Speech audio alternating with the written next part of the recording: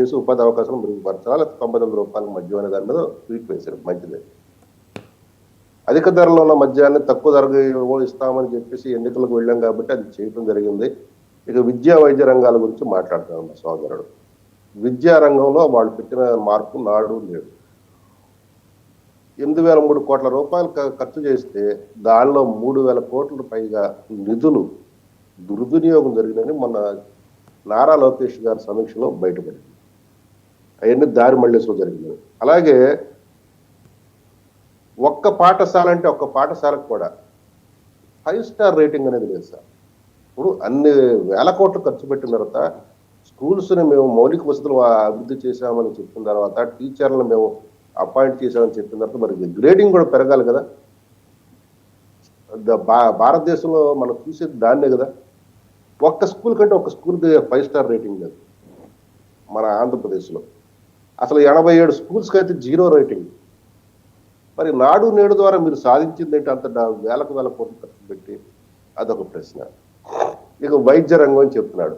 వీళ్ళు చెప్పేది ఏంటంటే 17 మెడికల్ కాలేజీలు పెట్టారు. దీనంత హంపకు ఇంకోట్లేదు.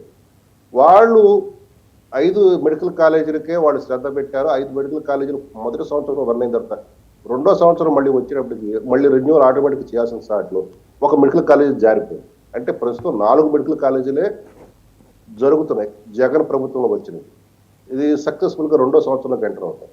కాబట్టి వైద్య రంగంలో వాళ్ళు ఫెయిల్ అయ్యారు, విద్యా రంగంలో వాళ్ళు ఫెయిల్ అయ్యారు అనేది ఇక్కడ స్పష్టంగా కనబడుతుంది. ఇక దావోస్ విషయానికి వచ్చినప్పటికీ దావోస్ అనేది ఒక నిరంతర ప్రక్రియ సార్. ప్రతి సంవత్సరం అక్కడ పారిశ్రామికలు ప్రపంచం చెందిన వాళ్ళు వస్తారు. తమ యొక్క వ్యాపారం ఎక్కడ బాగుంటుంది, ఎవరెవరు మమ్మల్ని ఆహ్వానిస్తారు, ఎవరెవరు మనకు ఇన్సెంటివ్స్ ఇస్తారు అనే దాని మీద అక్కడికి వచ్చిన వాళ్ళతో వాళ్ళు పరిచయాలు పెంచుకొని ఎవరెవరు ఏమిస్తారనే దాన్ని బట్టి వాళ్ళు వెళ్ళటం జరుగుతుంది. దావోస్ పర్యటన అనేది కేవలం పెట్టుబడులు ఆకర్షించడం కోసమే తప్ప నిర్దిష్టంగా ఒక స్కేల్ పెట్టుకుని కూర్చొని మనం ఇంత వస్తుంది అనుకోవడం లేదు. మన ఒప్పందాలు చేసుకున్న తర్వాత కూడా వాళ్ళు రాకపోవచ్చు. గతంలో జగన్ రెడ్డి గారు 13 లక్షల కోట్లకు ఒప్పందం చేసుకుంటే మొత్తం తీరా వచ్చింది 5,000 కోట్ల రూపాయలు. 13 లక్షల కోట్ల ఒప్పందాలు ఎక్కడ, 5,000 కోట్లు ఎక్కడ? ఇక అట్లా ఉంటాయి అవి. కాబట్టి దాని గురించి ఇక బాలకోటి గారు మాట్లాడిన ఒక అంశం మటుకి చాలా వ్యాలిడ్ అంశం. రోటీ, కపడా, మకాన్ ఈ 3 ఇచ్చిన నందమూరి తారక రామారావు ఓడిపోయారు. అలాగే జగన్ రెడ్డి 2,70,000 కోట్లు నేను జనాలకు ఇచ్చినా కానీ ఎందుకు ఓడిపోయాను అని నాకు అర్థం కావట్లేదు అన్నాడు. అందరూ మోసం చేశారు నన్ను, నా వాళ్ళు అని అన్నాడు. ఇక్కడ మనం అర్థం చేసుకోవాల్సింది అంటే రాష్ట్ర ప్రజలకి డబ్బులు కాదండి వాళ్ళు అడిగేది. వాళ్ళు స్వేచ్ఛా స్వాతంత్రాలు దెబ్బపడితే వాళ్ళకి ఏమి ఇచ్చినా కానీ వాళ్ళు దాన్ని లెక్క చేయరు. వారి జీవన వృత్తిని దెబ్బతీస్తే వారు మీరు ఏమి ఇచ్చినా వారు లెక్క చేయరు.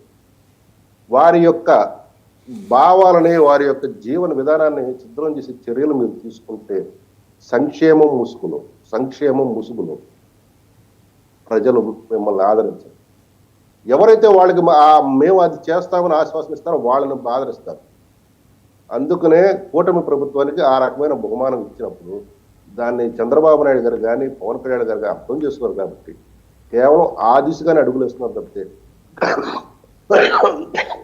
కక్షా రాజకీయాలు మా యొక్క విధానం కాదని స్పష్టంగా ఫలితాలు వచ్చిన రోజే ప్రకటన చేశారు. ఎందుకంటే ప్రజల తీర్పును అర్థం చేసుకున్నారు. ప్రజలు ఏం కావాలని కోరుకున్నారు. మాకు అది హెచ్చరిక లాంటిది కూడా. మీకు అత్యధిక మెజార్టీ ఇచ్చినా మీరు పిచ్చి పిచ్చి వేషాలు ఇస్తే మిమ్మల్ని కూడా పడగొడతాము అనే అంతర్గత సందేశాన్ని ఇరువురు నాయకులు అర్థం చేసుకుని అదే బాటలో ఈ రోజు వరకు వెళ్తున్నారు, అప్రచారంగా వెళ్తున్నారు. ఇంకా మిగతా విషయాల మీద మాట్లాడమంటే పెట్టుబడులు అనేది కేవలం వచ్చేది శాంతి భద్రతల అంశము, మౌలిక వసతుల అంశము, ప్రభుత్వాల స్థిరత్వం. ఈ 3 అంశాలు బేస్ చేసుకుని ఆయా ప్రభుత్వాలు ఆ పెట్టుబడిదారులకు ఇచ్చే రాయితీలు ఆధారపడి ఉంటాయి.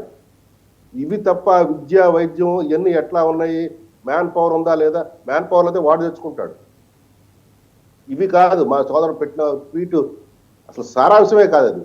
ఇక్కడ మనం గమనించాల్సింది ఈ కూటమి వచ్చిన 8 నెలలలోపే 4 లక్షల కోట్లు కేంద్ర ప్రభుత్వం నుంచే కానీ ప్రైవేటు పెట్టుబడులే కానీ తీసుకురావడం అనేది నభూతో నా భవిష్యత్తు. ఇంతమటికి ప్రభుత్వం ఎక్కడ జరగలేదు. రైట్, మీరు పెట్టుబడుల ప్రస్తావన చేశారు కాబట్టి ఒక ఇంగ్లీష్ మీడియాలో వచ్చిన కథనం ఒకసారి మీరు చూడాలి శాంతిప్రసాద్ గారు. జిందాల్ వెనక్కి తగ్గాడు, ఏపీకి బై బై కొట్టి రామ్ రామ్ చెప్పేసి మహారాష్ట్రలో 300 కోట్ల పెట్టుబడులు పెట్టుకుంటున్నాడు. అతనికి ఎదురైన కాంట్రవర్సీ ఆ వివాదం.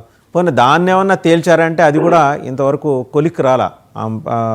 ఆవిడ కాదంబరి జత్వాని ఈ కేసు ఇంతవరకు కొలిక్కి రాలేదు. ఆ ఐపీఎస్ ఆఫీసర్ సస్పెండ్ అయిన వాళ్ళేమో వాళ్ళ మూవ్స్ వాళ్ళు చేసుకుంటున్నారు. వాళ్ళు క్యాట్కి వెళ్ళటమా లేకపోతే యూపీఎస్సీకి వెళ్ళి రాసుకోవటమా, ఏదో మొత్తానికి రీఇన్స్టేట్ కావడానికి వాళ్ళ ప్రయత్నం వాళ్ళు చేస్తున్నారు. And end of the day we lost 300 crores. Different డిసిప్లిన్స్లో అతను దానికి సంబంధించి నేను వివరణ ఇస్తాను. ఇక్కడ సింగల్ అనే వ్యక్తి ఇక్కడ మనకు పెట్టుబడి పెడుతున్నారు. చెల్లికి పెళ్లి మళ్ళీ మళ్ళీ అన్నట్టుగా కడప స్టీల్ ప్లాంట్ 3వ సారి 4వ సారి శంకుస్థాపన చేశారు. అసలు జగన్ రెడ్డి 2 సార్లు శంకుస్థాపన చేశాడు. మొదటిసారి ఏమో పూర్తిగా ప్రభుత్వ ఆధ్వర్యంలో, రాష్ట్ర ప్రభుత్వ ఆధ్వర్యంలో పెట్టుబడులు అన్నాడు. మరలా తర్వాత వచ్చినప్పటికి ప్రభుత్వం ప్రైవేట్ పార్ట్నర్షిప్ ఎట్లా వచ్చింది అర్థంగా. సింగల్ అనేవాడు వచ్చింది ఇక్కడ సంస్థ పెడతానికి కాదు, పరిశ్రమ పెడతానికి కాదు. తన పైన ఇక్కడ ఉన్న కేసు, ఒక కేసు అక్కడున్న వ్యక్తులు ఒక మహారాష్ట్ర పెట్టిన కేసు తొలగించుకోవడానికి దేశం మొత్తం స్కాన్ చేస్తే ఇటువంటి నికృష్టమైన పనులు చేయగలిగిన పోటుగాడు ఎవరు ఉన్నారంటే ఆంధ్రాలో ఉన్నాడని వచ్చాడు తప్పితే ఇక్కడ పెట్టుబడులు పెడతానికి రాలేదు. ఓకే, వచ్చాడు. కాదంబరి జత్వాని కేసు కూటమి ప్రభుత్వం వచ్చిన తర్వాత బయటకు వచ్చింది. మరి ఆయన ఆ ప్రారంభోత్సవం నుంచి ఆ ప్రభుత్వం దిగిపోయే వరకు ఏమైనా కానీ అక్కడ చర్యలు తీసుకున్నాడు ఆ పరిశ్రమ పెట్టడానికి? తీసుకోలేదు కదా. సో ఇదంతా కూడా ఐవాష్. తన యొక్క నేరాన్ని కప్పిపుచ్చుకోవడానికి, తన నేరాన్ని కప్పిపుచ్చగల స్థాయి గల మనుషులు, ఆ రకమైన నేర స్వభావం కలిగిన వ్యక్తులు ఎక్కడ ఉన్నారు? స్కాన్ చేసుకున్నాడు, వచ్చాడు, పని చేసుకున్నాడు, వెళ్ళిపోయాడు.